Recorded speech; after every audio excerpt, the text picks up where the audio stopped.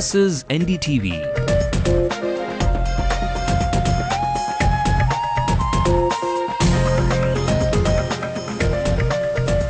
And you're watching NDTV Hindu.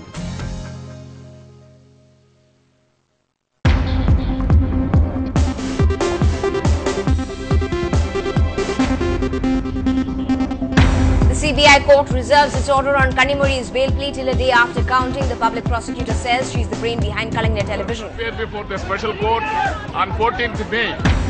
A huge fire in Nalambur reduces over 170 huts to ashes. Cause is not known, but police say no deaths reported. It's back to duty for 700 striking pilots of Air India after 10 days of strike and 20 crores of losses. The national carrier is back in action in Chennai as well. Social networking now opens avenues for governance. Kanyakumari enforces a plastic ban thanks to a government babu's virtual effort. ரெண்டாவது எங்களோட suggestion இந்த மாதிரி தவறாக எங்கேயா use பண்ணால் கூட நம்ம அதில் நெட் மூலமாக அதை வந்து கவர்மெண்ட்டுக்கு நம்ம சொல்லிட்டு இருக்கோம். Chennai Super Kings lose to the Kolkata Knight Riders. Rain at Eden Gardens and the Duckworth-Lewis method brings the 10-run victory for KKR. And author Rad Chris takes on a daring feat of bringing Detective Sherlock Holmes to you in a new avatar. What I wanted to show was that Sherlock Holmes is not a mere cold calculating machine. Welcome to the news tonight on NDTV Hindu. I'm Evelyn Matthew, bringing you the big stories of the day, but not very good news though. Coming to you from the city of Kolkata tonight, a loss rained down on the city's IPL team. But let's hope the rest of the tournament has a different twist for Dhoni and his men in yellow. Let's also bring you the headlines from around the world. I am responsible for my ministry, can't speak for what another minister does. Chidambaram tells NDTV that the PAC report was an attempted coup by the committee. ISI denies reports that its chief may step down. Pakistan's former foreign minister says the Prime Minister and President should resign. And polling ends on the fifth and penultimate phase in West Bengal. Will Trinamool break into the left stronghold?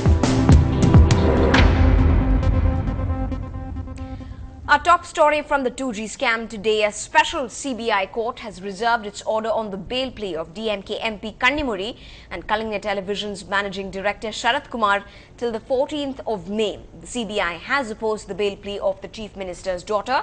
The special public prosecutor said, and I quote, "The controlling mind behind Kalinganath Television is Kannimuri. She took the decisions behind the scenes, and she had been in regular touch with Raja regarding the launch of Kalinganath Television," unquote. The CBI has charge-sheeted Ms. Kannimuri as a co-conspirator in the 2G spectrum scam, currently being probed by the top investigating agency. The special court has asked Madam Kannimuri and Sharath Kumar to appear before the special court on 14th May. 14th May. Sir, there is a perception that's been created that the party is backing only Kannimuri and not A. Raja. I cannot answer now. Following the 2G report by the PAC's chairman Murli Manohar Joshi, the BJP had trained its guns on Home Minister P. Chidambaram, demanding a CBI probe into his role, accusing him of being directly responsible for the scam. The Home Minister has now hit back, saying the PAC report was an attempted coup by the committee and that these are petty political matters raised by petty political people. Speaking to NDTV's Vikram Chandra, P. Chidambaram raised questions of the conclusions of the PAC, which are of a different font and style compared to the rest of the report. Yesterday, Mr. Joshi told NDTV Chidambaram should have done more to stop the loot in the 2G spectrum allocation. Chidambaram now says that he was responsible for his ministry and cannot speak for what another minister does. Well, for a couple of days now, we have seen the Bharatiya Janata Party training its guns on the Home Minister, Mr. P. Chidambaram, in connection with the 2G scam. And we now do have Mr. Chidambaram with us for this very special interview. Thank you so much for agreeing to talk to us. You've been, of course, hearing the statements that have been coming from the BJP, from Mr. Gadkari and from Mr. Yashwant Sinha, essentially saying that they would like to indict you in the 2G scam. How do you respond to this? Well, they are not the prosecutors nor the investigators. I think many of them represent the aging leadership of the BJP, which is still not reconciled to the fact that three things happened. Firstly, they lost in 2004, they lost in 2009, and third and most important, a younger leadership has taken over the parliamentary party. So that's the reason Mr. Gadkari is getting upset. Mr. Gadkari, does anyone take him seriously?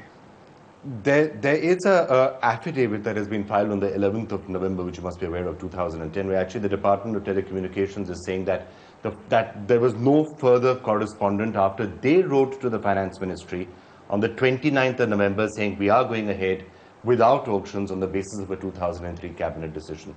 So in a sense that the Finance Ministry accepted what they had said in that letter. Well, that's a point of view, but the Finance Ministry never accepted that entry fee should be the same as what was discovered in 2001. Right. Now, the response that came and the reason why they proceeded in this manner said, well, there was a 2003 cabinet decision, as I'm sure you would agree, was somewhat bizarre because a cabinet decision in 2003, which is the NDA decision, does not bind the UPA.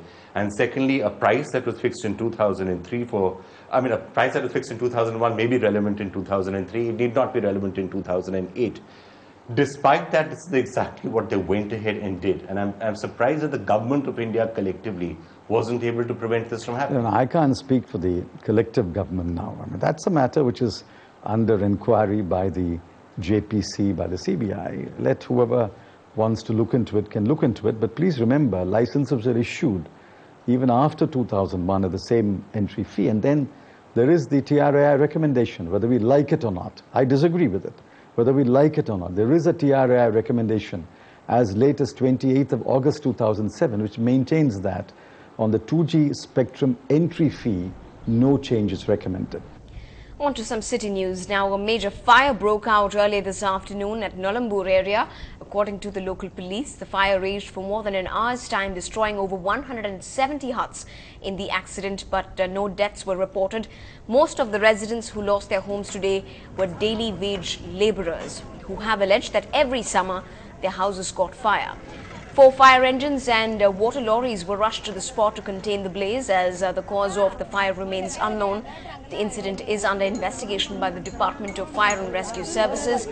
Ambattur's Tahsildars say that after the enumeration process is over, they will provide the relief measures by the government and arrange for food and accommodation as well. As of now, 2,000 rupees have been given to the residents of each hut. இவங்களை எங்கேயாவது ஒரு இடத்துல தங்க வைக்கணுமா, அது இவங்களோட விருப்பத்தை கேட்டுட்டு எங்கே ஒரு ஸ்கூலோ கல்யாண மண்டபம் எங்கேயாவது தங்க வைக்கணும். நிவாரணம் ஒரு குடிசைக்கு 2000 ரூபாய் வேணும் நிவாரணம் கொடுப்போம். இல்லை அவங்க வீடு இது என்ன கிளாசிஃபிகேஷன் குளம்பரம் கவர்மெண்ட் லேண்டு. இது எங்கள் மேல் அதிகாரிங்கள்ட்ட கேட்டுட்டு இவங்களுக்கு மாற்று இடம் கொடுக்கறது தான் என்னென்னு எங்கள் மேல் அதிகாரிங்கள்ட்ட கேட்டுட்டு அதுக்கப்புறம் நாங்கள் வீட்டில் இருந்த பார்த்தா கொஞ்ச நேரம் பொறுத்து பார்த்தா புகையாக கிளம்புச்சுன்னா புகை கிளம்புன்னு வெளியே ஓடி பார்த்தாக்கா எரியுது பற்றிக்கினேன்.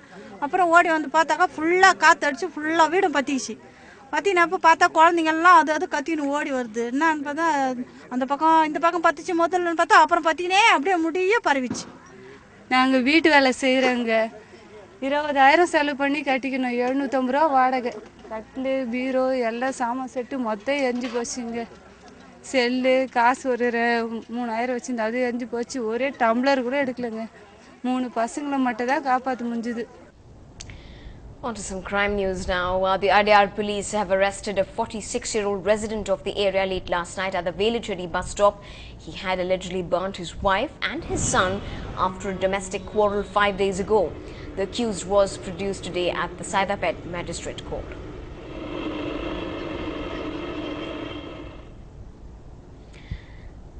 Up ahead on the news tonight, if your blood is boiling because of the filth and plastic around you, a scribble on the virtual wall may turn around your locality like it did in Kanyakumari.